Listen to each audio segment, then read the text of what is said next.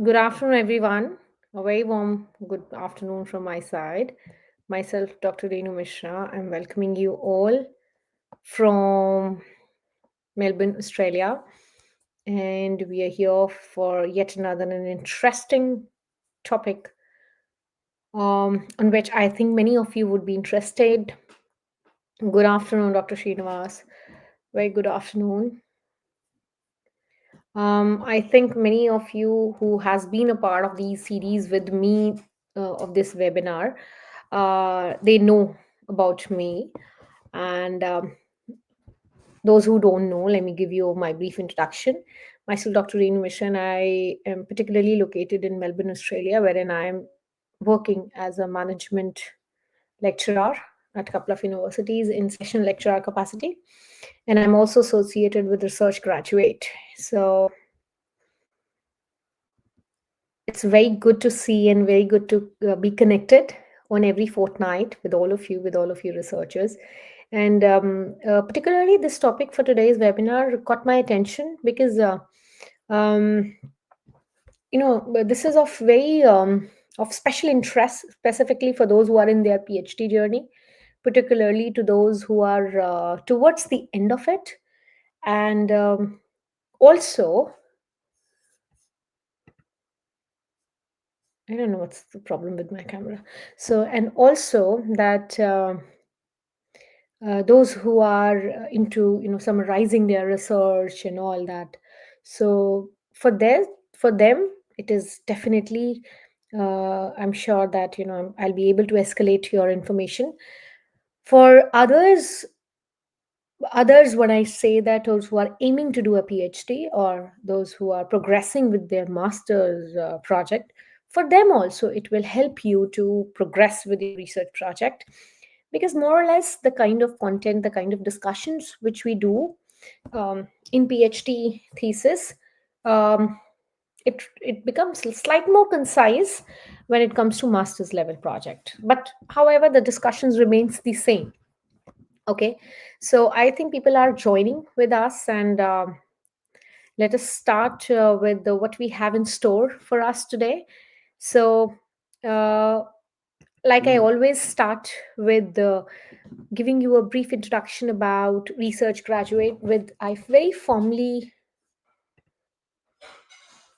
I don't know what's the problem with my camera today. So, which I very formally call as a one-stop solution for all the research queries.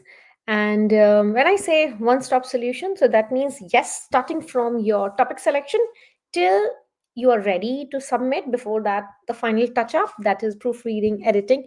So you can get back to our team for all these queries which you have in mind and which you are struggling with, any kind of stoppage, any kind of roadblocks which you are assessing, coming up with. And plus, if you think that anything which is stopping you, or probably which is creating lengthening your time duration, please feel free to get back to the team and get connected with the team. So for that connection with the team, these are the details which are flashing on your screen. And please browse the details for research graduate if you wish to on researchgraduate.com. The number and the email ID is in front of you. Now, when it comes to the webinar structure, webinar, like always, go to around 90 minutes or so. Now, we don't stick to the timeline. If it's beyond 90 minutes, it's okay. Specifically followed by the question and answers, which definitely would be taken care of. Each and every questions will be taken care of, and I would appreciate, and I enjoy also very interactive, if there is an interactive webinar. So I would appreciate that by the end of this webinar, if you have any topic related questions, please feel free to drop in, and I would try to answer them to the best of my knowledge. Then is comes to the question which is about your PPTs, which I'll be sharing, and the recording of this webinar, which if you would like to go through that later, that will be provided to you, plus the certificate also, which many of you might be needing in your career, or probably showing it in your CV. You might can get it, but you might can use it, and you will be getting all these threes on your registered email ID. So make sure that that whatever ID you are using regularly should be the one which you shared with research graduate. Okay. Very important information is that although technology is sometimes beyond our hands, but I would request you to please increase your video quality on YouTube to 720p so that all of you can have a better experience and we can have a better interaction as well. Categorically, if any one of you is an audience from joined from the phone, they might can find a glitch. So, but however, we'll be taking care of from our end, so because you'll be having a recording which you can might can view that part from later on. Okay. All right. So now it's time to start the webinar. Now, before I gauge on to this topic and before I start talking about what is a PhD thesis and what is it all that, I can see many of you are already doctor, many of you are, a couple of you are, are pursuing your PhD. So I'm sure that, this PhD thesis is compiling a PhD thesis is become a nightmare sometimes. Now, why it becomes a nightmare sometimes? Because we are a good researcher, right? We know our research questions, we know our objectives, but when it comes to compiling it, oh my God, it actually gives a trouble time. Trust me, it gives me goosebumps right now also when I look back to my PhD submission time. I mean, I'm n number of prints and n number of editing, going back to the research objectives. I don't know how many times literature review, which never left me. I mean, that was the suggestion which I got from my supervisor, and I always give to my PhD scholars as well. That literature review is something which always walks with you throughout your PhD till the time you submit. It should walk with you. Okay. Don't worry, I'll be elaborating on these slides also. I have not started talking about this slide, Ravna. Don't worry about it. Okay. So when it comes to PhD thesis, it's a very decorative degree, to be very honest. PhD, right? It's a very well respected and, trust me, well earned degree. We must appreciate our efforts, we must appreciate the courage we have got into, and all those who are into process, because all the long time duration we invest in our research, when it comes to an end and when we document it and when you submit it, I'm sure, if not tear in your eyes, you'll get goosebumps. So the final time of handling over of your thesis to the librarian or whosoever is your institutional authorities to take care of your thesis or to the final submission, that moment is something is worthy enough. Okay. Now, this webinar is actually for that moment. Let me tell you, because we want our thesis to be the best one, right?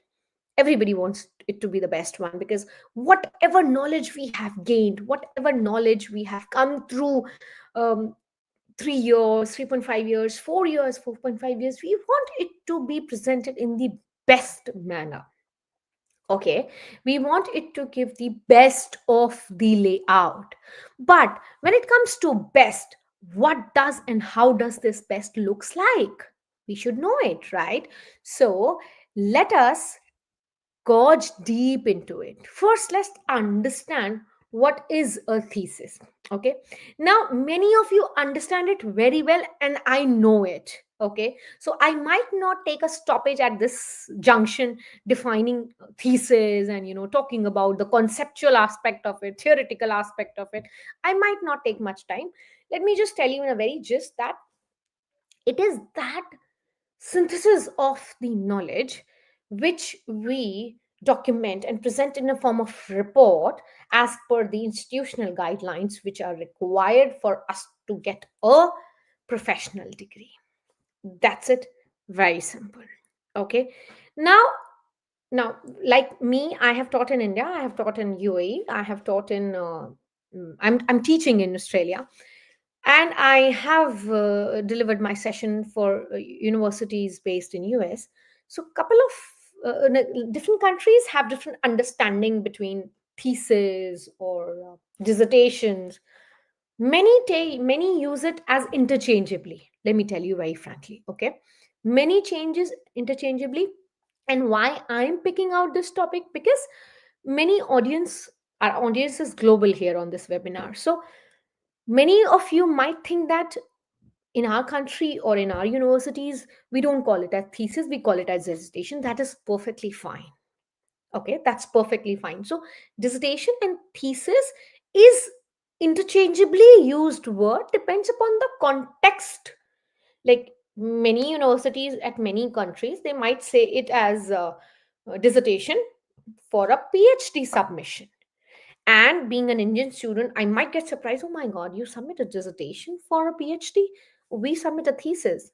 But back in the mind, it has to be clear that it's an interchangeably used word. Okay, like the context for both the terms is same. Okay, now that's what I have discussed here.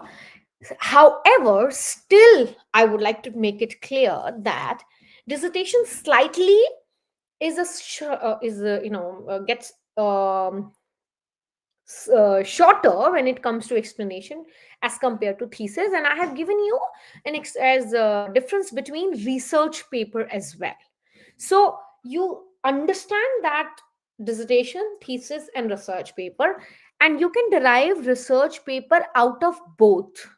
You can derive a research paper out of thesis, that goes without saying, and you can derive a research paper out of your dissertation, that goes without says as well. Okay, now when it comes to, let's say for example, I've taken an example for US or UK. So thesis there is shorter than a dissertation. Dissertation in US is being submitted to get a PhD degree. That's why I particularly pointed out this point, that many countries they use it interchangeably, that thesis or dissertation. So don't get confused. First of all, okay, they are interchangeably used word. However, in particularly if I talk about an Indian context, thesis is that report which is named to be submitted by the end of your doctoral degree. That's it. Period. Stop. Okay. Now, when it comes to countries like US, you are submitting a dissertation by the end of your doctoral degree. Okay. Stop. Period. Confusion clear. However, we are referring to the same thing. Okay. That one thing.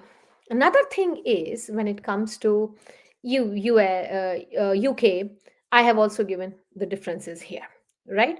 In UK, thesis is submitted for the PhD degree, dissertation is submitted for the master's degree. So it's just that difference of the countries and how they would like to call it. Okay, so if you are in US and you're calling that I've submitted my thesis for my PhD, they might not understand it. But stating the same in UK, they'll connect with it. Okay, similarly in India. I hope this is pretty clear by for now. Now, next thing is, why do we need a thesis? That goes without saying. Firstly is that, in my opinion, okay, many theses of lately which have caught my attentions as well, that um, or the duration which has been taken to cover up a thesis have taken or have provoked these researchers to taken a short route for preparing their thesis. But always remember, being a reviewer, what we see, what kind of research gap you are addressing. First and foremost thing, your research gap should be very clear, and all those who are preparing for their defense in no time or very time soon, please guys, all the researchers, focus on your research gaps. I mean, reviewer would ask not only about your research gap, but also he or she can ask you to justify them. Okay, so addressing research gap, what I mean is not only highlighting them, also why you think they are the research gaps.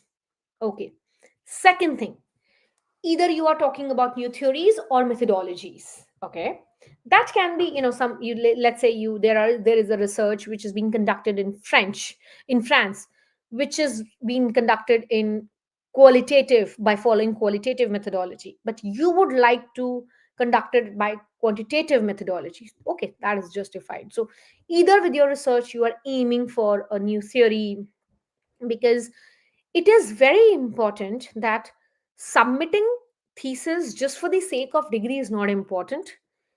It becomes important when you are looking for a good uni job.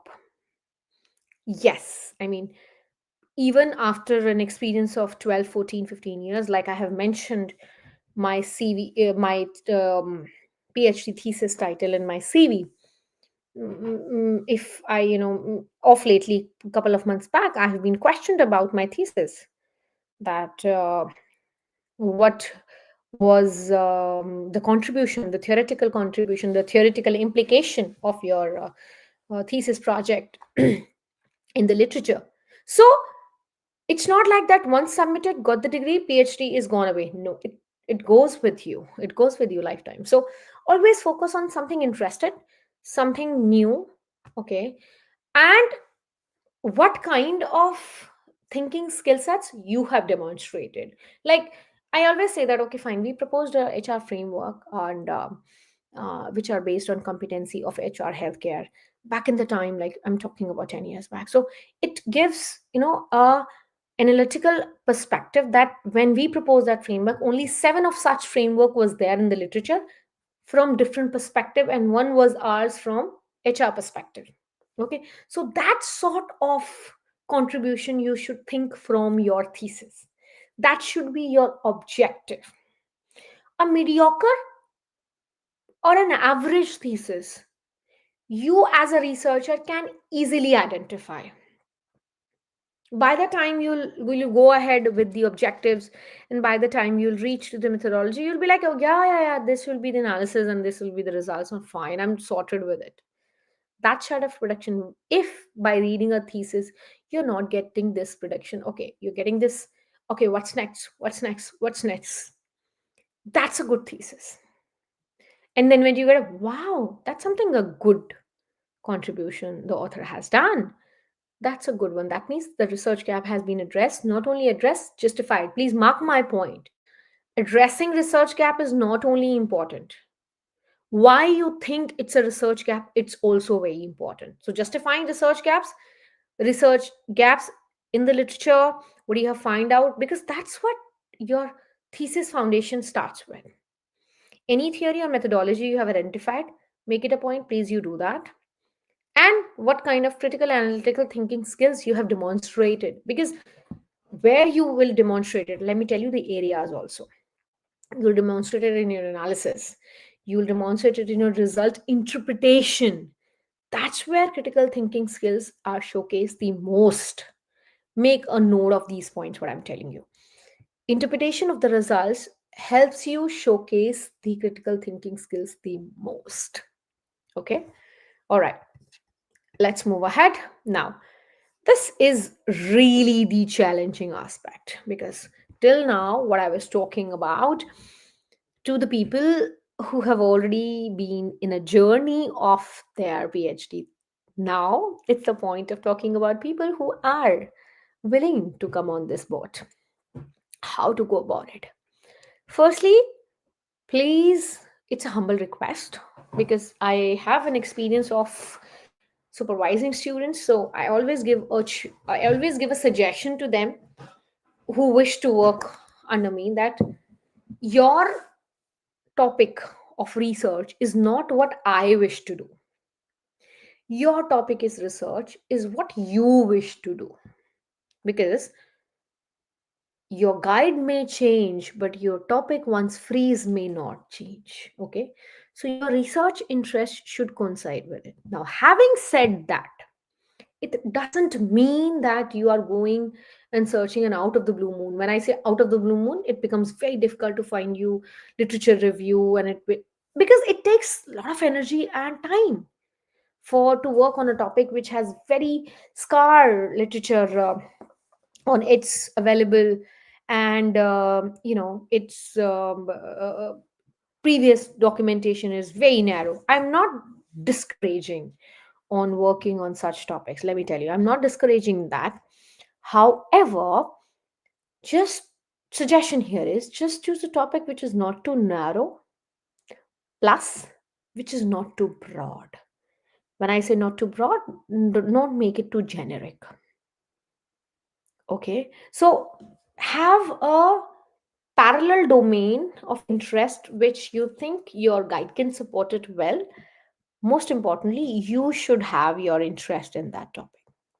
Okay, plus like I said, it should be not too narrow, not too broad. Feasibility should be there. Okay, but you should also be focusing on one more very important thing, that it should be relevant. Yes. Now, why I so say so relevant, because if you complete the research just by the sake of it and choosing any topic, and your university also say that it's okay, let's go ahead with it. By the time you'll finish your PhD, if your topic lose relevance, it'll be difficult for you to justify it in your interviews, because it's not only about taking your PhD topic to a thesis level, it's also about taking your PhD throughout the life, throughout your career. So there has to be a novelty in your topic, there has to be a relevance in your topic. Plus, you should see that it's not only about thesis, it's about publications also. See, understand like that. You, being a PhD scholar, would like to go for conferences, publication, journal publication. That's a mandatory thing. At least two conferences, two publication in journal are mandatory as far as my knowledge goes out. It can be more than that. So conferences always takes place on relevant topic, which are most recent themes. And if your topic, PhD topic, is not relevant, it not relevant, is not on the most recent theme, you might not be able to derive a paper on that. Are you getting my point now? So you establish that connection. So if you want a publication, automatically you need to have good, relevant, feasible, up to date PhD topic. Okay, so PhD is not about, gone are the days when PhD was like 7, 8, 10 years. No, I'm not talking about that. Choose a topic which has a scope of research which can be covered in time. It should not be like, okay, the research is the research scope is too narrow that it cannot stretch beyond 2 years. No, it should have a scope that, okay, within the stipulated timeline, it can be covered. Okay, it's not like slime that it is spread it all over and we are not able to control it. No, it's not like that. And plus, your topic should be your interest area, and most importantly, you should be having access to the data related to it. Okay, you choose a topic. Okay, because when you start deciding a topic, when you read about a topic, data collection stage comes at a later stage. Okay, by the time you're already invested your energy, and by the time you're already invested your time, and then you realize, oh my god, data collection on this topic is really a nightmare, then looking back becomes very difficult. So give a holistic approach to what to work on, how to work on, till when to work on, and publications. This is what the generic piece of information of the advice which I always give. Okay, so that's what we discussed. The relevance should be there.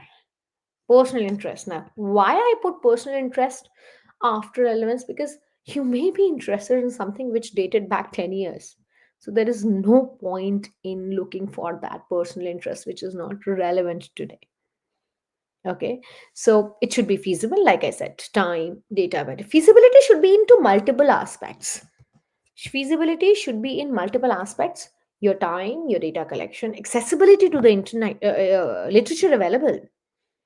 Okay, because like I said, if the topic is too narrow and you don't have the much of the published information on that, it is going to be really difficult for you. Okay, then narrowing down the topic, and then consultation and feedback with your supervisor. So then parallelly, I think step 5 is something you parallelly take your supervisor in the loop, and he or she should be always be informed that this is what I have been thinking upon, or this is what I've been looking forward to, all these things.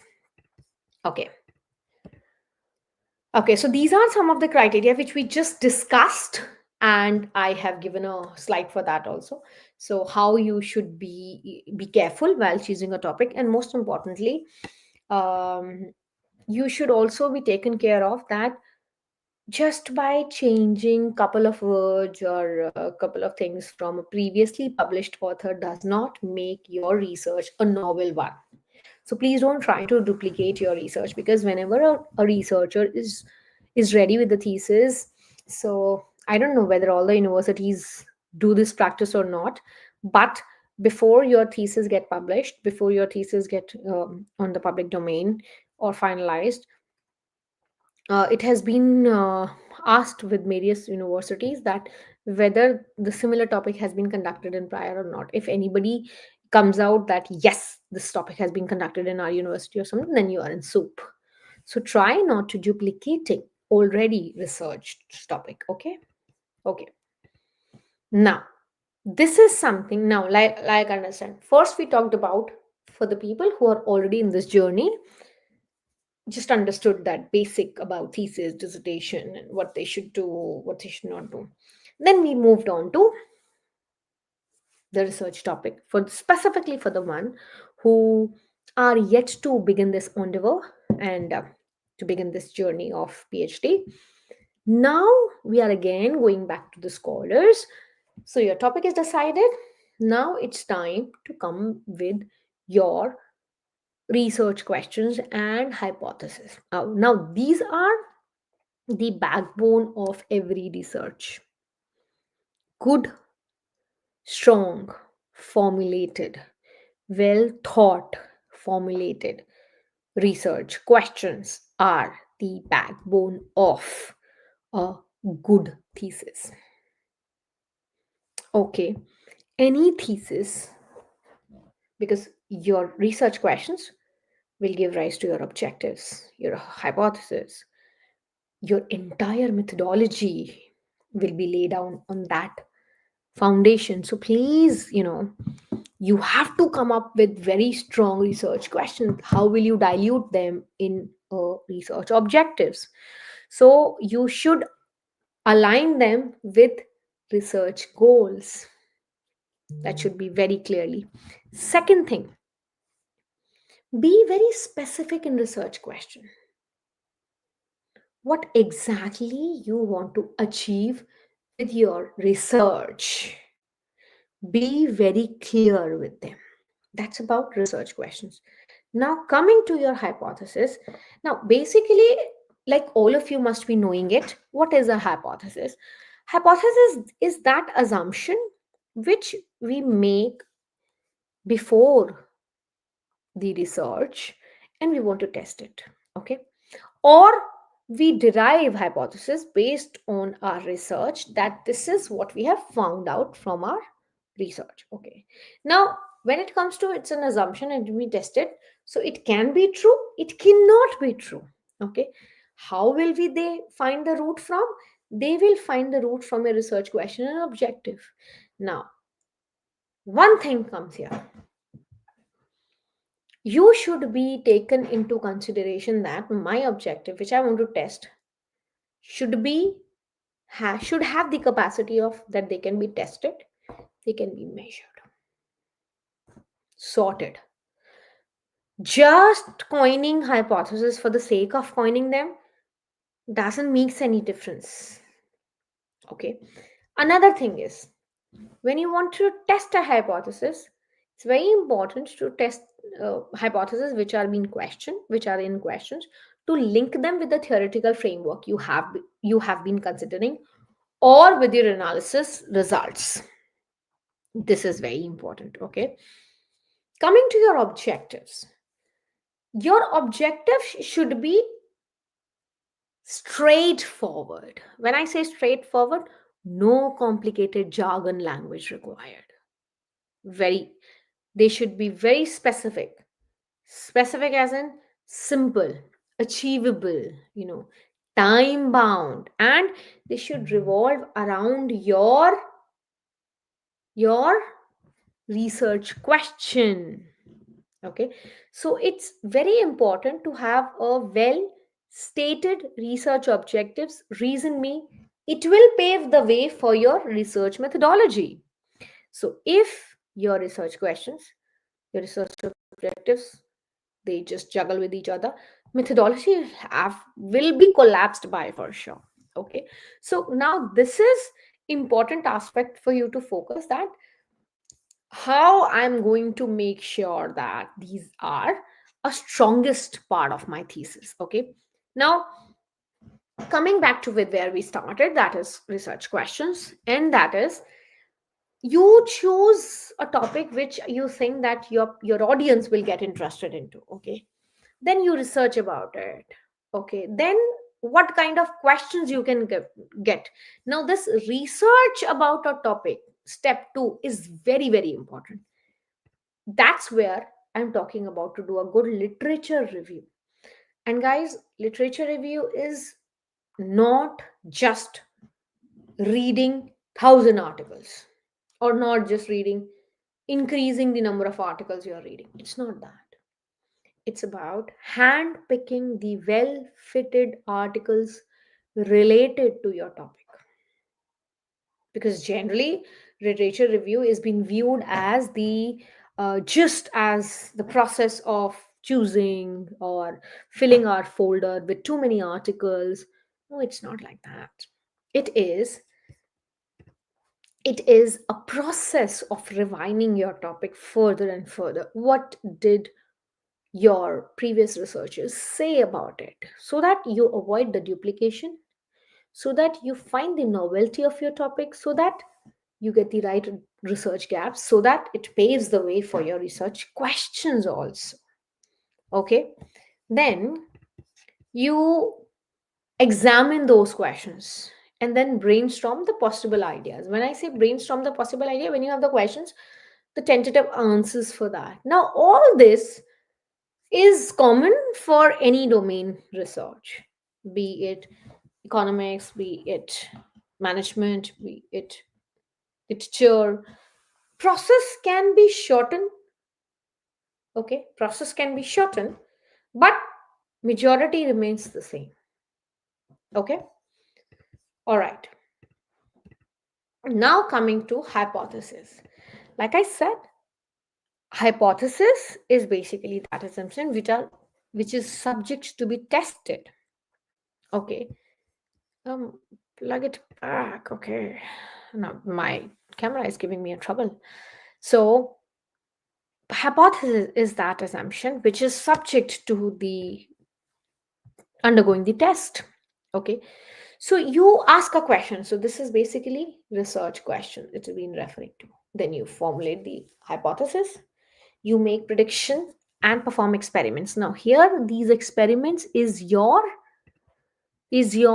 research methodology. What kind of test, what kind of analysis you'll be doing it to test the hypothesis. You got my point, because we need to test the hypothesis. How will we test it?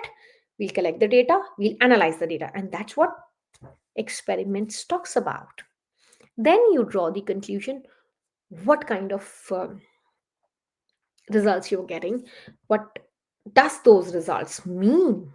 Now please, it's a humble request, just to prove your hypothesis right, do not fabricate the data, do not manipulate with the data. In short, do not make the data on your own. Okay, fine, let me just here where put it somewhere here, or let me put a glitch somewhere here and there so that my hypothesis come true. Don't do that. It has been easily well caught these days. Okay, so results reject your hypothesis, results may accept. Either of the days you may communicate. If your hypotheses are rejected, communicate it. If your hypothesis is accepted, communicate it, because that's what you have been received as a result. Always remember, hypotheses are not always to be accepted. Okay? Hypotheses are not always to be accepted. Your results will decide, your analysis will decide that they will be accepted or they will be rejected. Clear? Okay. Let's move ahead in the journey now. Okay. Now, it's very important to understand these two types of hypothesis. One is null, one is alternate hypothesis. I'm sure that the researchers who are towards the end of their research, they must be very well aware of it. But I am particularly explaining it again for the ones who are new to the research, or probably who are yet confused on this concept. So if those who are uh, clear with the concept find it progressing little slow, please bear it with, because we have people who have different research acumen and we want everybody to understand it. Okay, so let's talk about null and alternate hypothesis. So null hypothesis firstly is being denoted with h naught. So this is not zero, which many people say that. And alternate hypothesis is he. Okay, or you can simply say that h. Okay, claim is, now how do we put forward null hypothesis for any kind of population or any kind of thesis or any kind of research questions? Null hypothesis says that there is no relationship between the chosen variables of your research. Okay, I'm sure the concept of variable is clear to you all, that these are those factors which we choose to study in our research. That's called variable. Okay. Okay. So null hypothesis represents no relationship between these variables. According to null hypothesis, there is no relationship. Okay. However, when you talk about alternate hypothesis, there is a relationship. Okay, there is a change. There is, now this is what I have been put it up as your, for your ready reference. This kind of language we use for null hypothesis, and this kind of language we use for alternate hypothesis. Okay, so always remember, whenever there is a word no in a hypothesis, close your eyes and it is null hypothesis, straightforward. There is no association, there is no change, there is no difference, there is no effect. Some no is common, or there no is the characteristics word for null hypothesis. Okay, so you may not always write null hypothesis in your thesis. Okay, but alternate hypothesis is something which you always write. I mean, if you are formulating hypothesis for your thesis, alternate hypothesis is the statement which you write upon. Null hypothesis is something, let's say if your alternate hypothesis is rejected, okay, is rejected, then you say that thereby we reject the alternate hypothesis and accept the null hypothesis, which is, if you have not stated null hypothesis during the initial stages, so and your alternate hypothesis get rejected based on your analysis and your research interpretation, results interpretation, so then you say thereby we reject alternate hypothesis and accept null hypothesis, which is, or which was, sorry, which was, research methodology is always in the past tense, which was. Okay, like this you formulate the results when it comes to acceptance or rejection of your hypothesis.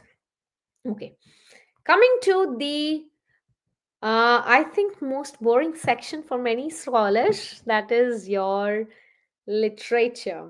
I have, why I said it's very boring, because I have heard from many scholars that this particular section is something which is time consuming. Goes without saying, yes it is, but this is very boring as well. But if I say that no it is not, I will be lying. Sometimes yes, it does get boring, because you are continuously, you are just on the same task again and again, going through the articles, going through the cases, going through the journal papers, struggling to find the right one. So it becomes a monotonous one. Now here we need to be a smart researcher. Hard work is always important. Smart researcher is also very important. Something is that, firstly, just don't hit upon anything, because you are finding it something which is very specific. That's your research question. Related to that, you're finding your literature. Okay. Before that, also, you need to do a literature survey. So just be very careful while choosing what kind of articles you are doing it, and the approach to review them. If you read the papers like story, of course it's going to be boring. How many stories you can read? And for a research thesis, you may need to require to read 1,000 stories like this. So obviously, dude, it'll get bored. All right. So try and finding an approach to review the literature which is best suited to you. Okay. So when I say best suited to you, it is like what makes your review most comfortable for you to do, how you would like to do it. Like, I'll give you an example. Like, many students, many scholars, they go for the abstract, they go for the research objectives, then they straight away go for the methodology and the analysis section. Okay. Many, they go for the research questions, research objective, and they straight away go to the interpretation of the results and findings, and then they go back and then they read the research methodology, and then they review their literature review, like what the author has been done. So it is like how you would like to review the paper. And there are many softwares like Zotero, Mendeley, who can help you to sort out with your reviewed literature. So technology has come up with it at its best these days, so that you can get the best of it when it comes to help you out in the different sections of your research. Now, that then comes that analyzing the sources. That's what I was talking about, the reviewing one, right kind of one. um because when you are doing literature review, it's all about coming to a right kind of research gap. The aim is to actually go for a right kind of literature gap, and we accept it or we don't, literature review, a well done literature review, is important to get a right research gap, which will lay the foundation for the remaining research thesis. So even if you don't like doing it, you have to do it carefully. So compare different kind of studies. Okay, same kind of topic, done by different authors, different methodology chosen. What is the difference in their results? You get my point. Try using these kind of methods. Okay, now if you choose an article for yourself to review and you straight away go to the literature review, you will have, by the time you're done with the literature review of the chosen article, you are already drained. So that may not take you, that way is not, you will, that ways you may not be able to go to that section which is required to be reviewed: methodology, conclusion, analysis.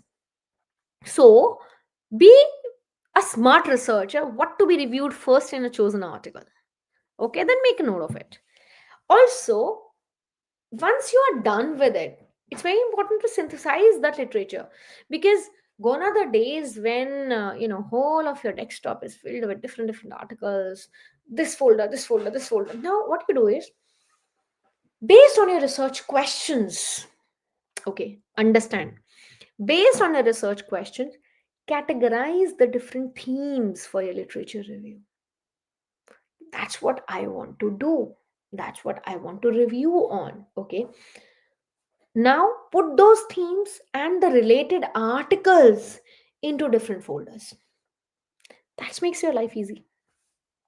That will help you to refer back to the literature as and when needed. And always, by the end of review, if you are a good researcher, when I say good researcher, I mean to say if you are doing a literature review very seriously, by the end of that every review, you will always be land up with one question: what's missing in that? There is something missing. There's something missing. That will carve a way for your own research and the novelty of your research. Got my point? Okay, let's move ahead. So, how do you find the relevant literature? So that, like I told you, see what I'm talking all is what I'm discussing, that will all be supported with the slides. So, don't worry about these slides, and then you'll be getting it. So, you'd use right kind of databases and search engines. You have immense.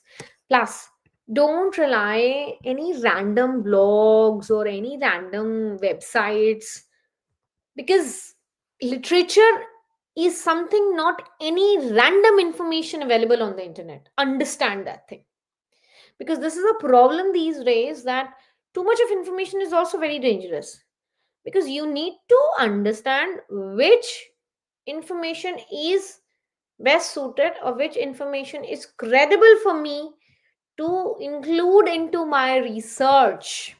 Got it? Okay.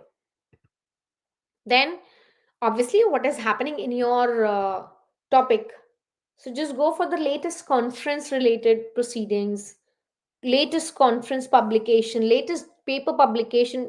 Not that very old, because that will give you a very old updates. You need to get on recent updates. For that, just follow that which all papers are being published through recent conferences happened into my chosen domain. There you will get the right kind of relevant literature. Okay. Okay. Then comes synthesizing the information. Like I told you, that please group it, and narrative of the literature review should be created. That's what we have already discussed. Now it comes to the, now the what we discussed is said to be the most boring section, but what I am going to talk now is supposed to be, or it has been approached as one of the most difficult section. Now, not difficult section, I should not say that, but it has data collection, it has numbers, it has stats, it has software. So uh, it is being viewed as a difficult section by, I should not say many, but yes, couple of them, couple of the scholars. Okay, but don't assume research methodology as your weakness. Let me put it like this: do not do that, because even if you don't like to do it, you have to do it. That's what I always say to my students. So approach it as something which you like doing. So here, very important, firstly, like appropriate methodology, you should be very clear. I want to do qualitative, I want to do quantitative, I want to do mixed method. Now, this is not something which you will decide. This is something which your research objectives will decide. Okay, that's why when I was telling you about research questions objectives, I told you that please be very clear about these objectives and questions, because they will pave the way for your methodology. Now make a note of it, that the objectives will decide my methodology. It has to be qualitative, it has to be quantitative, or mixed.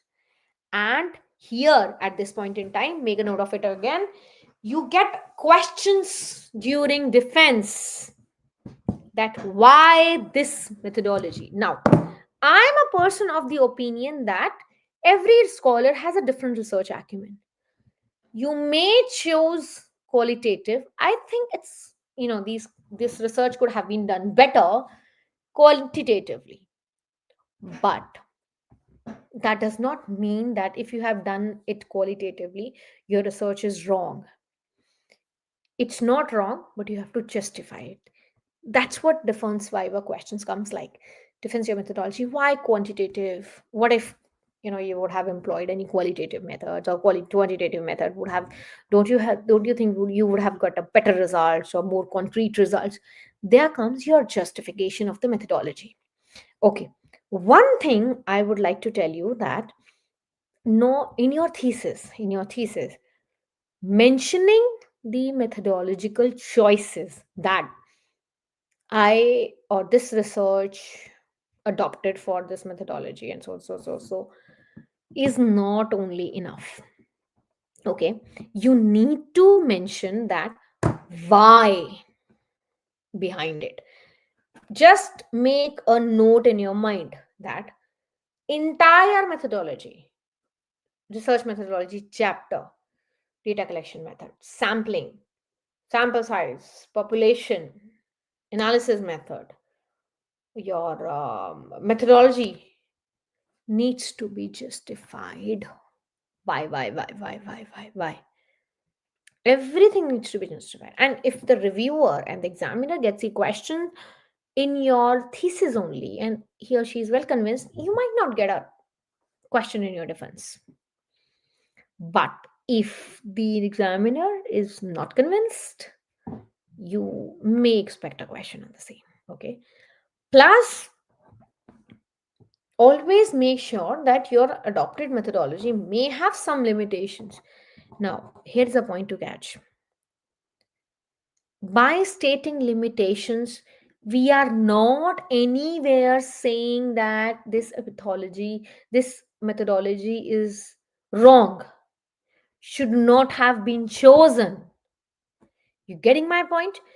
You need to write the limitation. It can be faced during data collection, it can be during the access to the data, limitations like that.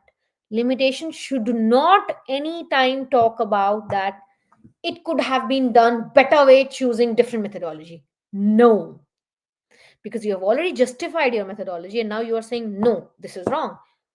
Should not be. You are contradicting your methodology, should be avoided. Okay, so explaining methodological choices should be have choices, justification choices, plus the strength of your methodology and the limitations also. So wisely write limitations. Okay, don't say negative limitations, and writing a negative word is different. Okay, plus, now, this is your objective, why this methodology is chosen. There has to be connection. If these things you have mentioned in your thesis, trust me, you half many of the questions are being halfway done in your defense.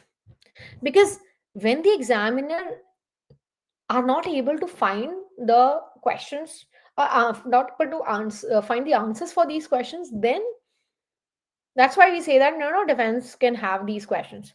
So if you are well sorted that okay, my thesis have all these questions already answered, you are rest assured. So even if the examiner ask it, you know it.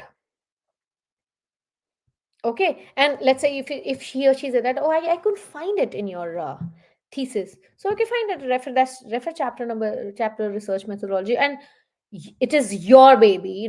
Your PhD thesis is your baby, so you know that on which page, which chapter you have given specific information. So it's good to mention in the thesis itself.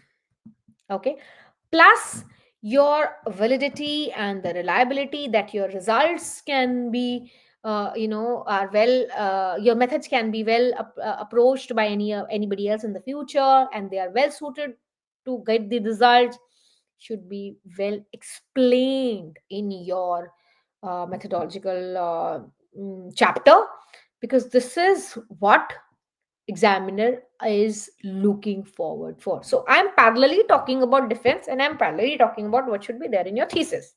Okay, so research methodology is not only talking about what we have done. Understand, it's not only talking about what we have done, it is also talking about why we have done and how we have done. This is what is important. Okay, so please pay attention to all these details when you're writing a methodology chapter. So this is what we have discussed. I have put it into this objectives of the steps. You should have a clear view of your objective, because this is what is being decide what kind of methods you will be going to choose. And then you are going to decide on your data collection method, what kind of data collection method are most feasible, and what kind of techniques you'll be most using it for it. Okay, then this is what we have discussed, that you should be justifying your methods, strengths and limitations. And please, any domain, any nature of study, your objectives and your methodology should be clearly linked. I mean, make it a point, make it a mandatory point that no matter what, if there is a research chapter in my research methodology chapter in my thesis, I have to show a connecting link between these two. Sorted. Half of your worry during a defense will be sorted. Okay? Because scholars generally surrender themselves on justifying their methodology. And sometimes you have written this in your thesis, but you don't give a last time eye on these things. So please pay attention to this as well. That what I have written, all the nitty-gritty is written in your thesis, because that piece of information is what they're in front of examiner when he or she is reviewing it, and when he or she is taking your viva. So what's there written in that document, we expect that you know it, because you have spent a considerable time formulating, developing that report. Okay, so you should know what's written in that there and then, completely in and out. Okay.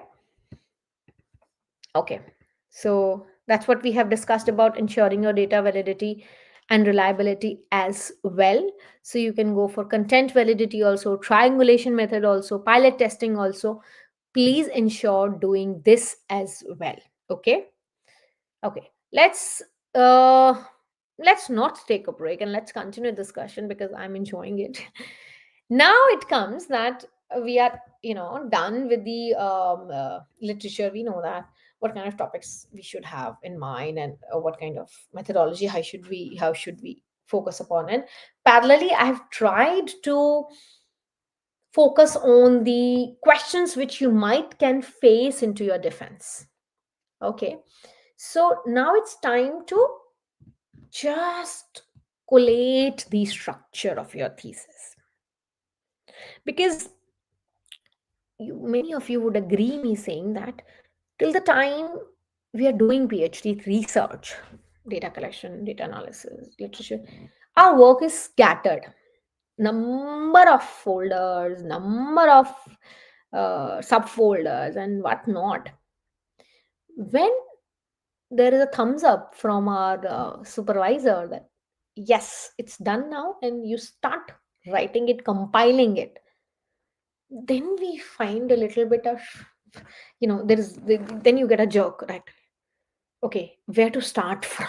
Firstly, where to start from, where to compile the work from. So there are a couple of standard documents, which every thesis has to have. Now, when I say every thesis has to have, irrespective of your domain, whatever domain, engineering, management, biology, chemistry, physics, you always have an introduction, you always have literature review, you always have methods, your results, and discussions. When I say discussions, you always have your recommendations, your limitations, discussion about your results. Okay, now this is what is the basic structure. Now, depending upon the nature of your study, okay, if you need to include appendices, let's say if you need to include your questionnaire, add it into your appendices. You need to add glossaries plus abstracts. Now, this completely depends upon your university guideline, that whether you need to submit an abstract for your thesis or not. So you keep it as an extra section, additional one, based on the requirement, like appendices, glossaries, and abstract. However, when it comes to introduction, literature review, methodology, discussions, and recommendations, these are the standard sections which all of us you have. Okay, and then like I said, conclusion can also be included in the discussion or be a separate part. It can be a it can be an additional section, or it can be included in the discussion. Now, this standard structure is what everybody follows. However, every university with which you are associated to do your PhD will also have its own structure, that how your PhD should look like. PhD thesis should look like, as in how you should structure it. Okay. Now, when you are compiling it, do not treat every chapter as a standalone. Now, what I mean by saying standalone is, by ending literature, by ending introduction, I as a reader should be well prepared that yes, next chapter is literature review. When I'm ending my literature, I'm ending as a research gap. So me as a reader is well prepared. Now it's time to test these research gaps or fill these research gaps. Okay. So pave the way for every chapter by the end of it for the next chapter. There has to be a flow of it. Like you read a novel, so you get hooked to the novels which are well crafted, which are well knitted, well written. So, what do you mean by well written is where every chapter is well connected. Okay. You know what is required, what is to be done. Okay. And try narrating your research. And when I say narrating your research, see, sometimes, now understand this thing. Sometimes, being a researcher, what do you think that since you have done that topic for so long, you assume that reader would be new in knowing it. Don't do that assumption. That research was done by you for a long time, not by them. They are reading it for the first time. So do not assume explaining anything while you are writing your thesis. Okay. Like I said, follow the institutional guidelines. Every university, every institution have a standard of structure. Whatever referencing styles, APA, Chicago, Vancouver, whatever is being given, don't play around with that. Don't assume that, okay, 20 references I can do, okay, fine, I can just go like that. Don't do that. Uniformity in every section, in referencing, in layout is very important. And at the last, before you submit, just review every section of it. That will, and trust me, like I said, like I started with this thing, that I still remember when I started compiling my thesis, and it was like 4 to 5 printouts I took out from my thesis. Because before going for the final submission to the institution's submission authorities, you get to go for a feedback from your supervisor. Every time I used to go, and there has to be some or the other corrections. Some, because okay, once it is done, second time it is done. When I did thrice, okay, fine. Now is back in my mind, I was so sure that okay, fine, this is, I've done all the corrections, and all the grammatical errors have been taken care of. There were still some punctuation errors. I'm talking about those errors which are not related to my research. So I'm telling you that, how it is very important to completely looking out the layout. And there was one silly error which I didn't pay attention to, that in table of contents I mentioned one particular page number for one subheading, and when my supervisor looked for that particular page, that subheading was started before a page before that, though there was a discussion on that page which I mentioned in my table of content, but the subheading was not mentioned. It was on the previous page, completely scrapped. Now there's a major, now when I look back at that time, yes, that was a major mishap. So you give rehearsals to your thesis before you get it finalized. Now this kind of finalizer, I'm just saying the layout of it. Okay. So moving on to structuring your thesis, this is what we discussed. That's the basic one, you know how your thesis should look like. Now addition or deletion in this structure completely depends upon your institution, what your institution is looking for, and what they have in store for you. And this is what we have discussed about, how you should maintain a logical flow, and how each section should be related with each other, and how the referencing should be properly followed and layout should be presentable. Now it's time to pay attention to how to focus on each of the section. See, in my opinion, I very well follow this thing even when I write my papers also. First impression is the last impression. Okay, so if my paper does not have a very good engaging introduction, I might not find a reader who can be with my paper or who can be with my research till the end. I hope you are getting what I'm saying. So if your introduction is not setting a background for your research, because abruptly starting, assuming in your mind that your reader knows it all, is a blunder which you can do with your research. You need to put a plot for your research, you need to give a background to your research, and why there is an importance for your research problem which they should be interested in. Okay, and this is the way you look for the literature review as well when you are doing this review for your own literature. Okay, you automatically will find more interest in the researches which have catchy introduction, which have engaging introduction, which have good significant research problems. Okay, plus your introduction should have your objectives, your hypothesis. Now here there's a point, there's a catch that uh, many institution does not require objectives and hypothesis to be stated in the introduction, but they require it to be stated later. Okay, so that can vary from institution to institution. Okay, now when you are talking about research methodology, this is a chapter where I request every scholar, I sincerely request every scholar, like I told you earlier also, it's not only about what you have done, it's also about how you have done, it's also about why you have done, it's also about taking care of small details like describing your sample.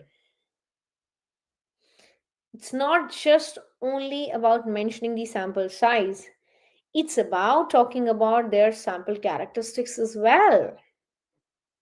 Okay, what does your sample look like, what was the characteristics of that? Plus, one of the very important thing in research these days, and which has been taken care by the universities very seriously, and that is ethical consideration. I have hinted towards it prior also. Do not fabricate the data, it is one of the related. Do not fabricate it. Plus ethical consideration. One such example of considering ethical consideration into your research is, let's say you take an interview, or let's say you go for surveys. Without the consent of the respondents, you're not supposed to reveal their identity in your research. That's violating the ethical consideration of your research. So please pay attention to all of these, that and even if it's not with the respondents, if your data is related to the organizations, you're not supposed to reveal the identity of the organization unless and until you have taken permission to do so. Similarly with the respondents, if your respondents are agreeing with revealing their identity, they are okay to reveal their identity in your research, that's okay. If not, please avoid doing that. If you are still doing it, uh, be ready to bear the consequences if it's been caught under the eye of ethical violations. Okay, now it's time to talk about the results. Now this is like, you have crafted a beautiful story, you have handpicked the characters, you have halfway narrated the story very well, but the climax you have did all the blunders. It is very similar like that. But try using data visualization tools in your results. Now when I say data visualization tools, I mean to say depict your results with the help of tables, depict your results with the help of pie charts, histograms, so whatever is being needed. Just plain results sometimes are very boring to read, to be very true. And data visualization are a very effective way of conveying your results. Second thing, whatever you have find out, I mean, this is important, make a note of it. Relate your findings with your research questions, because eventually that's what your thesis is all about. Your thesis is an attempt to answer those research questions which you have stated for your research at the start. Agreed? So now it's time to boost your thesis, boost your research. Talks about it. That yes, whatever questions we have shortlisted for ourselves or we decided for our research, here comes the answer for it in our finding. So please make sure that you represent your finding in such a way that they are the answers for our research questions, they are the answers for our objectives. Okay, because interpretation is sometimes is where, because you do analysis fantastically and data collection tools or methodology is being done fabulously, but when it comes to interpretation, communication fails miserably. If you're not able to interpret your results well, that's what you fail miserably, right? So please make a point that, and if you have found out any trend which is interesting for the reader to know, which is, which may not be related to your research question directly, but it is contributing to the literature, please make sure that you add it. That can be a star content of your thesis. Okay. Okay, so like we said, this is what how you can actually talks about an engaging introduction. So you talk about your background information, you define the research problems, you talk about your research objectives, why your research is significant, and explain the dissertation structure, that chapter layout that also comes into introduction. Okay, then how you can actually interpret your results.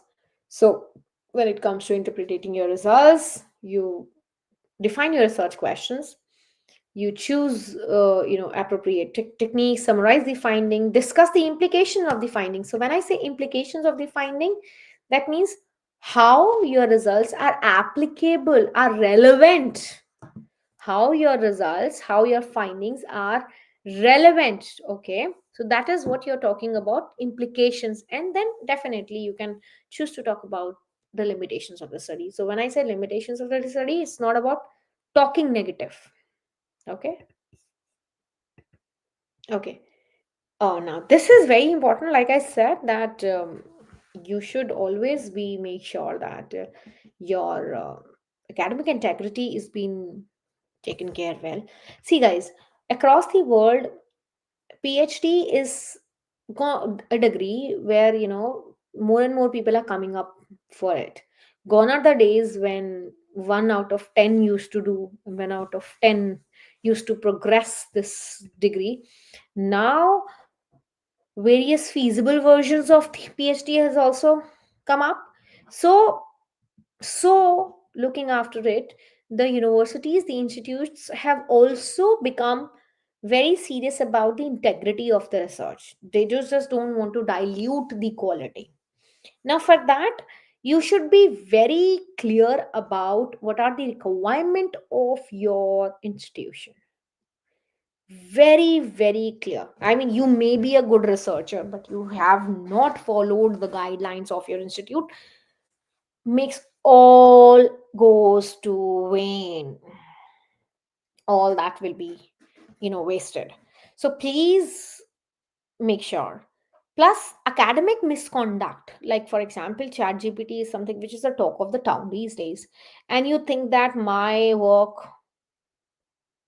can be taken care well by chat gpt. Yes, okay, fine, you can do it, but don't think that universities are not getting to know it. Okay, so now institutions have allowed, but many universities have completely banned the use of ChatGPT, also AI. So you need to understand that requirement of your university also, whether the use of ChatGPT or AI. I should say that AI is permissible. What is the limit of permissible limit? You should understand it. No fabrication of the data. See, your friend, your research peer research scholar may tell you, oh, I did that, I was not caught, I did that, it was so easy to find the way out. Maybe for him or her. Got my point? What I'm trying to say? Maybe for him or her, you may not be that lucky. Very simple. Okay, what if you have been caught? What if these kind of academic integrity issues come up? Then there's no look back. Okay, so before you submit, obviously when it comes to plagiarism, it is something which has to be avoided to the most. There are multiple tools to check it, and there are multiple tools to check at the AI plagiarism as well. My suggestion is to run a plagiarism check before you submit, so that you know where to take care of the content. Because if your thesis comes back from the institute highlighting on the issue of plagiarism and to be taken care of, this will increase your timeline. You will rework on that work, you'll resubmit it, the process will get complicated. If not complicated, it will increase unnecessarily. Okay, so make sure that you do it beforehand. Plus, citations. I have seen many theses, I don't know how they get approved also. In-text references is there, but if you go and check the in-text referencing, it's completely not there. In-text referencing is there, complete referencing is completely not there. So make sure that in-text referencing and in-text referencings both are there. Both needs to be there. Then make sure that whatever referencing style your institution wants you to adopt has to be done, because there is no look back on these issues. Again, I'm saying you may be a good researcher, but these issues cannot be overlooked, and you may be get frustrated following them also. Oh, but this is, I mean, why I'm supposed to do that, why it is unrequired, is that so important? Yes, they are important. Very simple. Yes, they are important. Okay, all right. So these are the academic integrity pillars. So please make sure that your work should be high on when it comes to academic integrity standards. All right. Now, these are some plagiarism checker tools which I have listed for you. Uh, and the name of it, what do they do? For example, Plagibot is an AI-based plagiarism checker that scan for potential plagiarism against a database of online or academic base. So there are multiple. So you may use any which you think it's of a use. Okay. Citing source, I have already discussed with you that. Please, now this is, you know what, this is a very penial problem, very small problem to discuss, but it is a very common problem. Referencing, it's a very common problem, and you won't believe that this is the problem on which many students get their rejection of the papers also when they submit to the journals. Okay, so I think by far now, uh, I have discussed with you how to structure your thesis, what kind of questions you can come. Plus, very important thing, guys, whosoever are very soon in couple of months are preparing for the defense, just prepare a tentative list of questions. Sit with your supervisor for their answers. Prepare a mock presentations before that. That will give you a boost up that, okay, fine, I'm ready to answer. Although your thesis have all the answers for the queries the examiner might can ask, but they might can want you to justify it. Okay. Well, what kind of nervousness I can face when I face the defense viva. And trust me, that day is a big day. Many researchers, despite of being very good researchers, they fail to communicate well because they lack practice. You are reading your thesis in and out completely, but you're not practicing to communicate it. Reading will be done by a reviewer also, okay? But you should be actively looking for engaging also. See, why I'm telling you to be a good presenter also, because see, majority of you would definitely look for a career into academics. Academics means you're supposed to engage with your audience in the class. You may be a good researcher, but if you are not a good communicator, if you're not able to communicate your presentation well, how will you communicate well in your classes later on? Okay. Plus, you may be a good researcher, your researches are fantastic, your results are amazing, you have justified your research questions and objectives, but that reviewer wants to hear it from you. Had it been they can get the answers just by reading it, there would have been no concept of defense viva at all. So just get out of that nervousness, practice it, list out the questions, common questions, sit with your supervisor, get the answers, and sorted. Okay. Now, these are some of the techniques which I have listed for you guys for proofreading and editing, because this is very important. And this I have discussed with you already, that,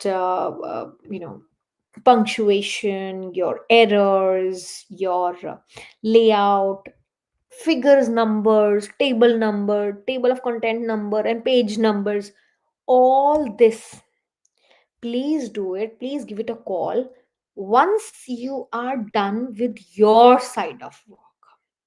Now this is something which is like you are garnishing your dish. So whatever errors you find, okay, get the best kind of dish, we get it. Okay, same ways we want to get the best highlighting for our thesis by giving it the best of the editing and the proofreading. Okay, so this is something which I have given for you, that how can you do the professional editing and proofreading as well. And needless to say, again, research graduate, you can always be back upon when it comes to your proofreading and editing. There are people of very good team, and definitely they can help you out in all the domains. Okay. Now, yes, this is something which is very important, that based on your submission, you may get feedback from your peers, the one you're working with you, or so how to incorporate it, please do that. This I have incorporated from your research paper perspective as well. Plus, when it comes to you may get feedback from your examiner, because before your defense, your thesis are always sent to the examiner for a review. You need to send for a review, they will give you a feedback, you need to give a comment on that. That is also very much required. How do you answer that? Okay, please don't get offended on that. They are just trying to make your work a better work. Okay, so this is all in all how you prepare and structure, what are the key elements which we have discussed. One important thing, I think I should not miss talking about that, and I have observed it also many a times, that many students during their defense presentation, they try to have everything in their presentation. They think that we should add whole of our 250 page or 200 page thesis into 10 slides presentation. You can't do that. You simply can't do that. What my suggestions always remains, that do not add too much of literature in your presentation for the defense. Examiner is more interested in know about your methodology, the highlights of your research, that is your findings. Okay, so focus on the areas which you want makes a difference with your research. So don't go for cluttered slides, don't go for dark black background for your slides, always go for light one.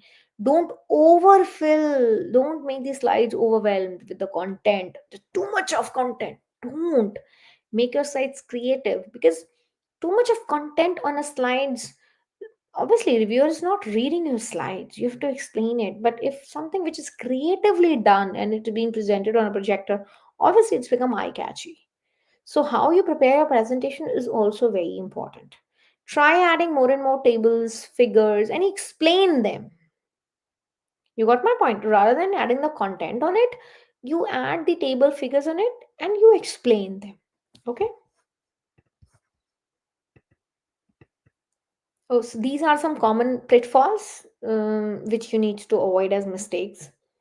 And like I said, already I said that you are not supposed to address the issues, problems with the research methodology. You're supposed to address the issues in terms of limitations which you can have, which you came up with. Your thesis quality, writing quality should be improved. Institutional challenges you should navigate through beforehand.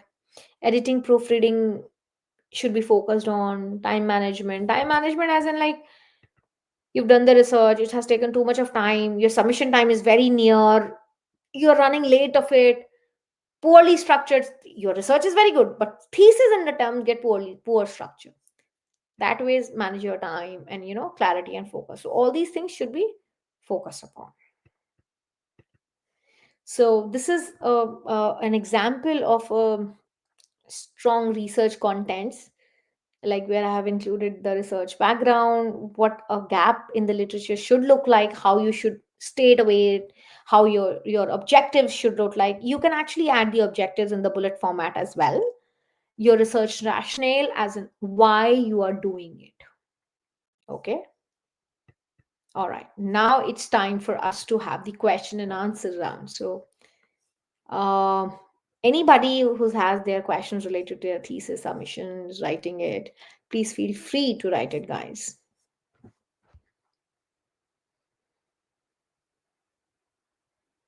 Please come up with your questions.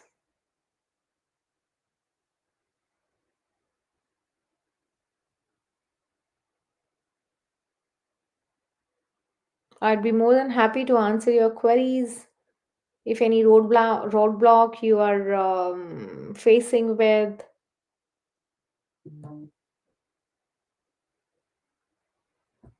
Yes, Jankar, we will be issuing the certificate for the webinar. Like I said in the starting of the webinar only, you'll be getting the PPTs, you'll be getting the recording, you'll be getting the certificate also.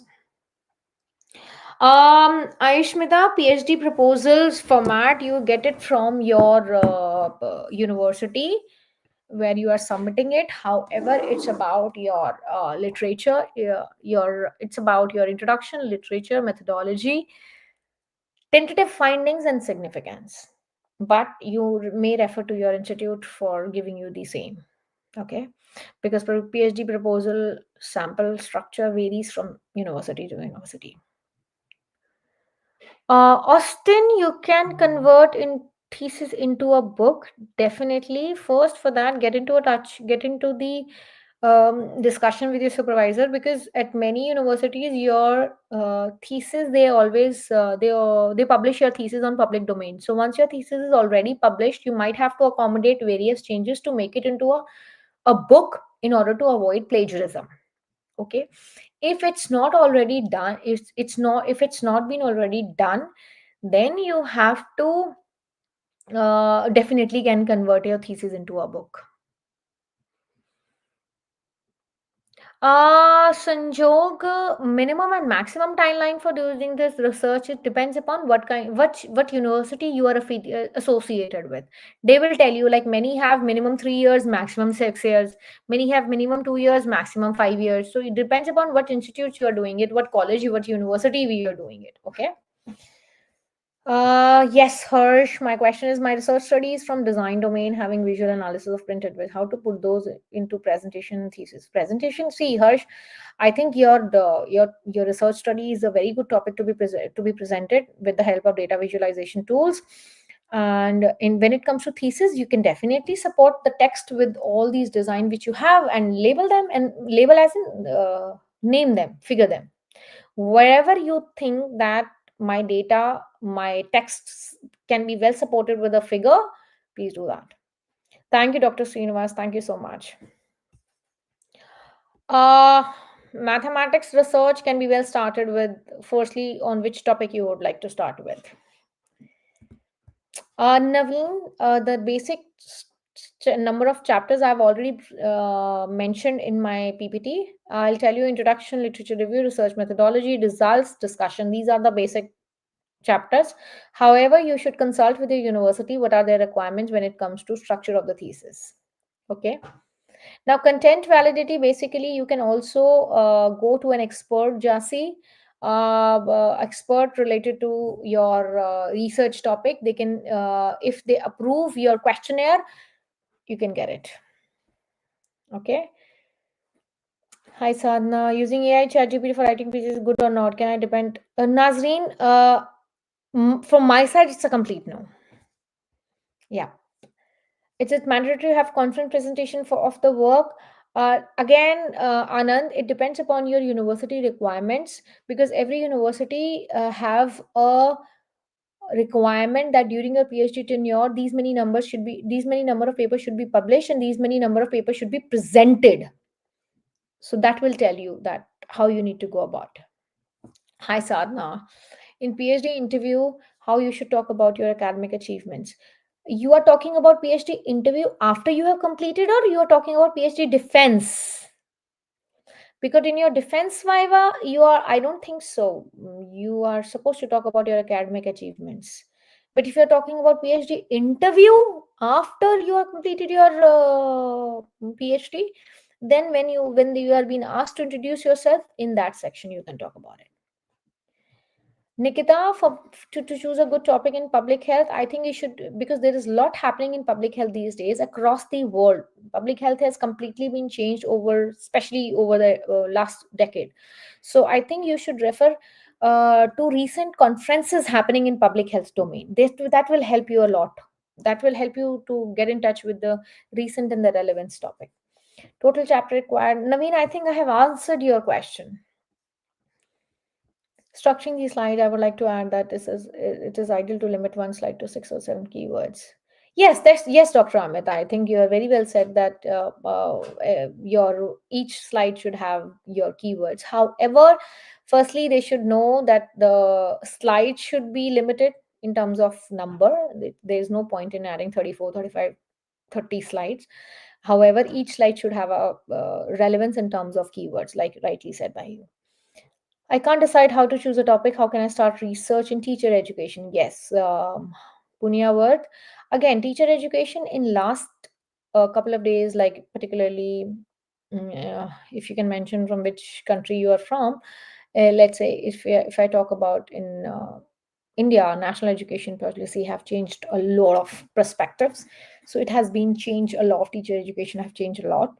So you refer back to the latest conferences which are being held across the globe. They will help you a lot. The Bandhu, as I've told you already, I mean, introduction, literature, research methodology, results, finding, and discussion. These are the standard chapter, but every university gives you a layout. Sure, Nikita, sure, we'll do that. R&D, research and development. Vipul, research and development about what? What would be the minimum pages should be there to get the PPCC? Any standard of them? See, at least, Moin, at least 200. Again, I say that. Every university has its standard PhD structure, thesis structure. And in that, chapter name, chapter number, word count, everything is mentioned. Okay. Shobna, is there any risk of doing research with both? No, there's no. That's called mixed methods. In fact, they are considerable at one of the most reliable one. Vishwanathan, how to write introduction. I have given you a detailed introduction, engaging introduction slides in my PPTs. You can refer back to them.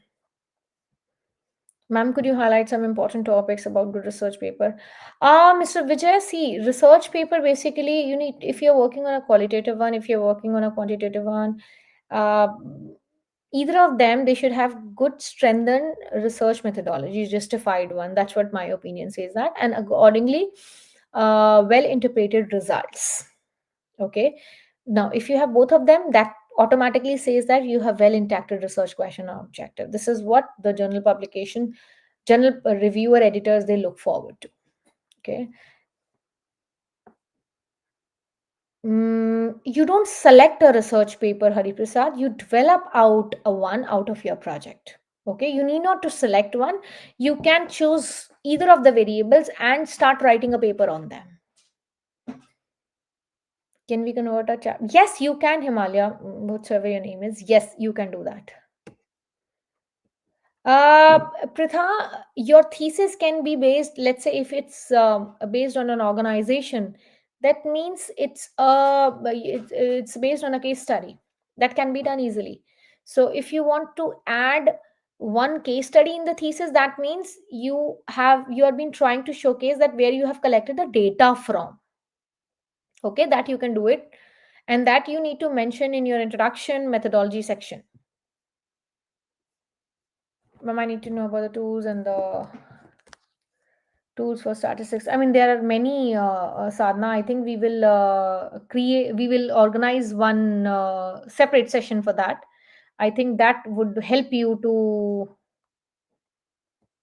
mm, understand the various methods of that. Okay.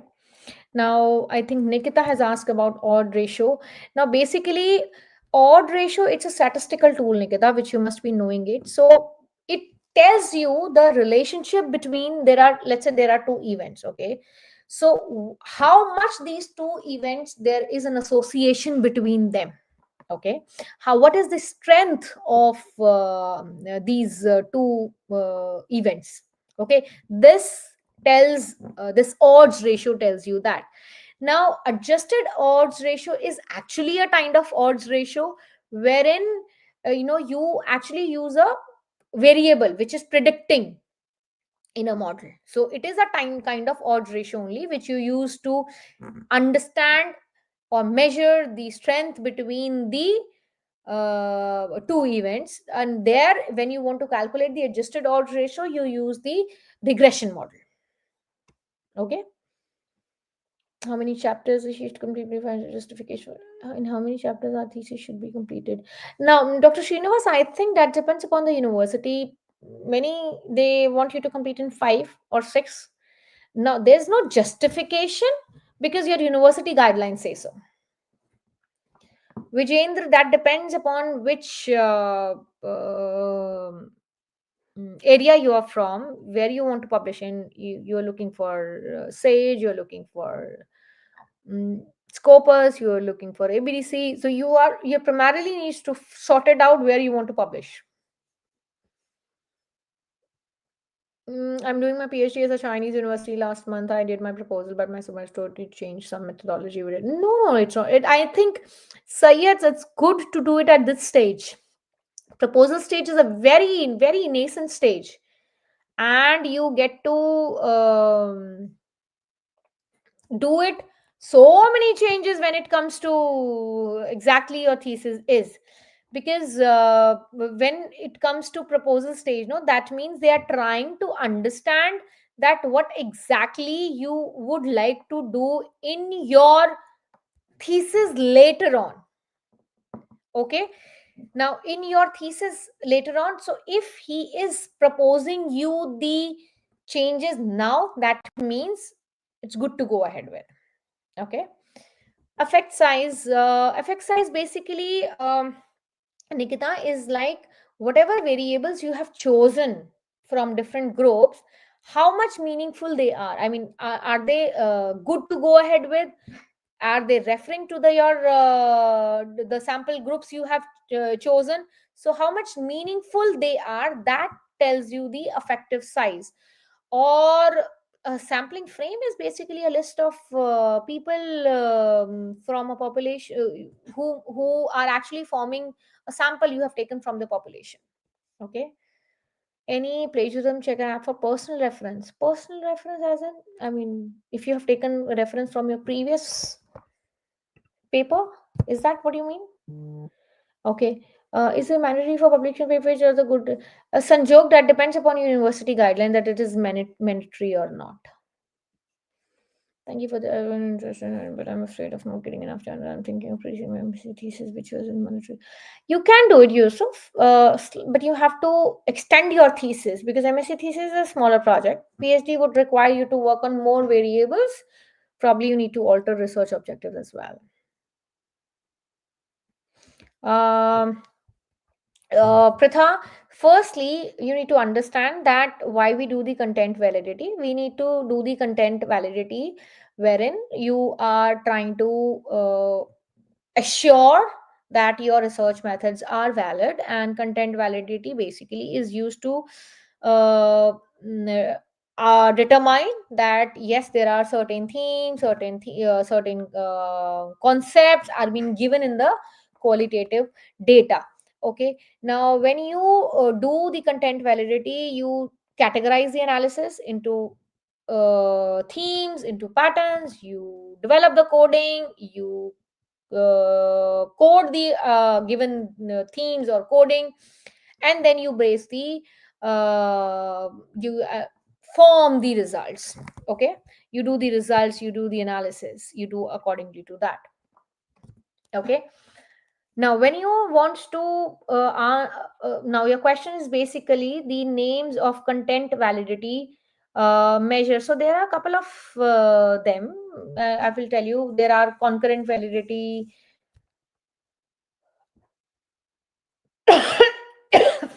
sorry, I'm so sorry. Face validity. I don't know what's happening with my laptop also. Fa- face validity, logical validity. You can do. There are some couple of measures for the content validity. For experimental research, do we need to set? Yes, Deepak. How many pages in a thesis? That depends upon your university requirement. Bandhu, can you Sadhna? Which type? Quantitative, qualitative? Which course or exam gives you an edge in English literature? I did not get your question, Sanjo. Thank you. My next question will be now to put experiments in terms of preliminary study pilot. My next question will be now to put experiments in terms of preliminary study pilot. Now that depends, Harsh, what kind of objectives you have. What kind of objectives you have? Okay. Pilot study basically is to test your validity. Okay. Now you would like to go for it. You would not like to go for it. Completely depends upon your objective. While doing the data collection, do we have to manually or by doing run form? Pritha, that depends upon if you have, like, if I've understood correctly, if your data collection is quantitative, where the sample size is quite large, right? So then you can't do it manually. Okay, you have to send it with the help of many softwares are also available. However, if your sample size is small, you can do it manually also.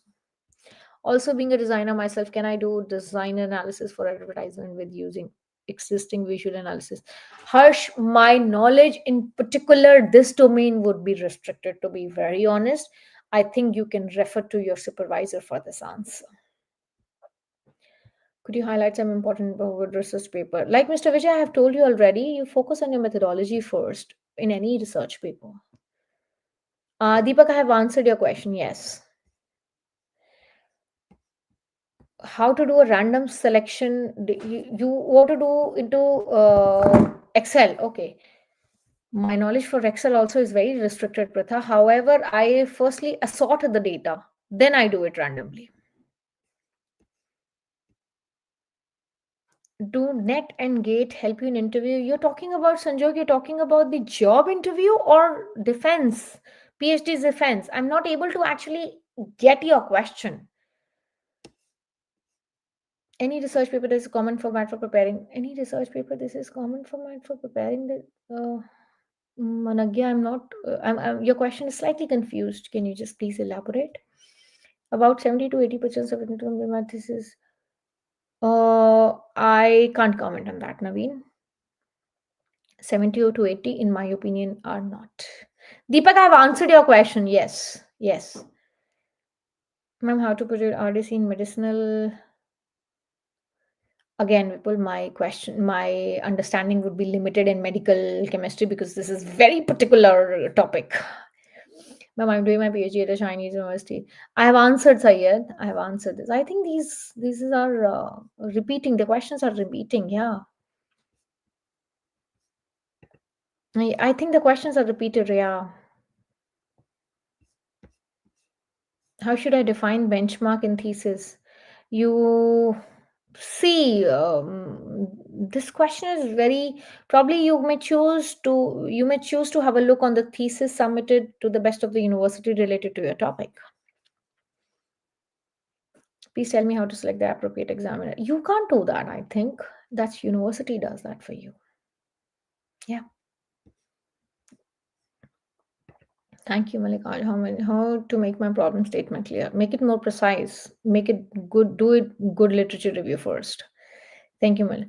Exams competitive. Sanjog, I'm still not able to understand your query. Can I prove my hypothesis in management just by few persons case study, Ashok? I would say that you can't. That depends upon your research objectives, that what kind of data collection you would like to go. So, what kind of population you would like to have.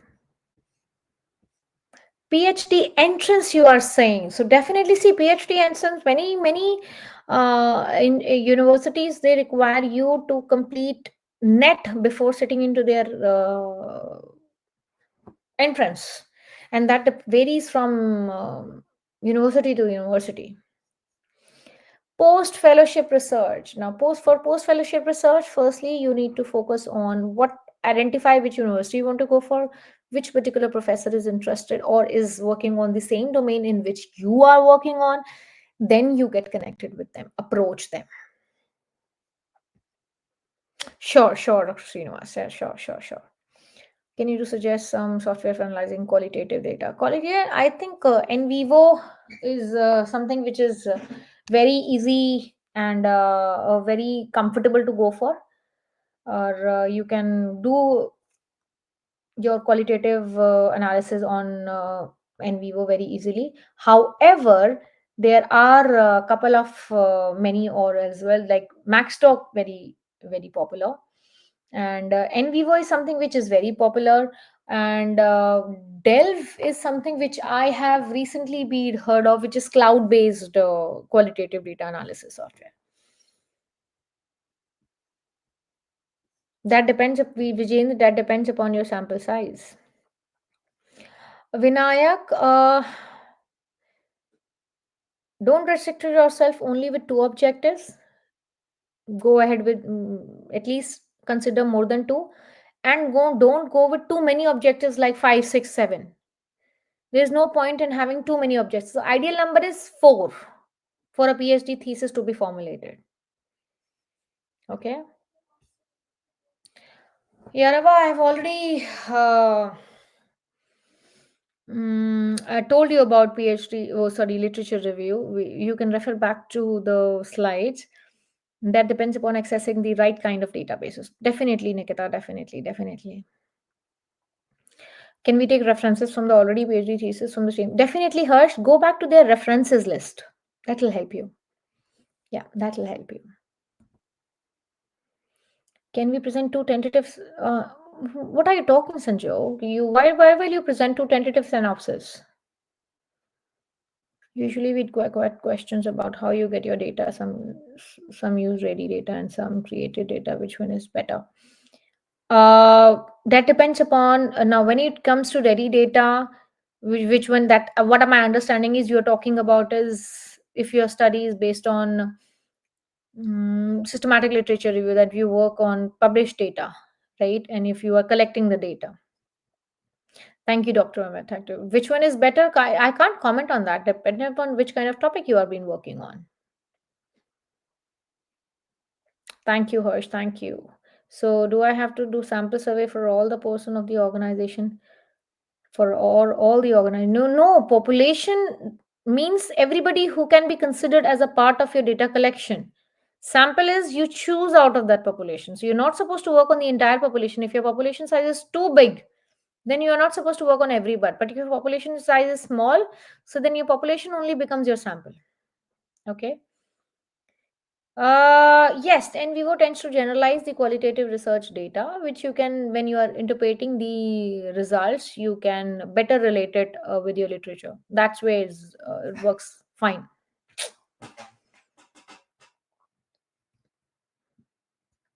Thank you, everyone. Thank you so much. So, for all the forthcoming webinars, you all will be.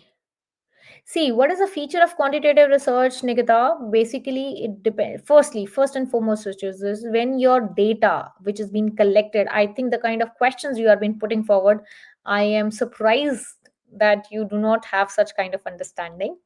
But nevertheless, that the data collected in quantitative research is of quantitative nature.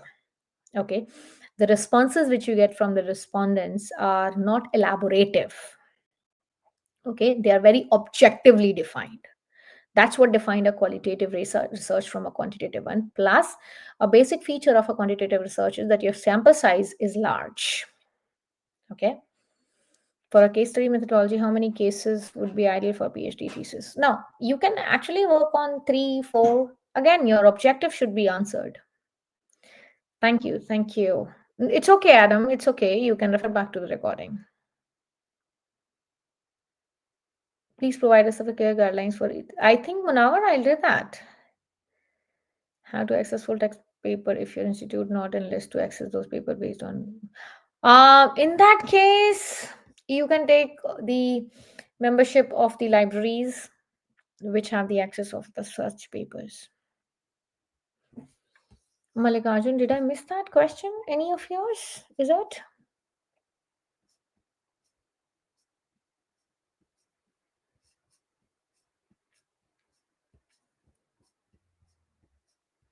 I can't see any questions of yours actually. Thank you, everyone. Thank you so much.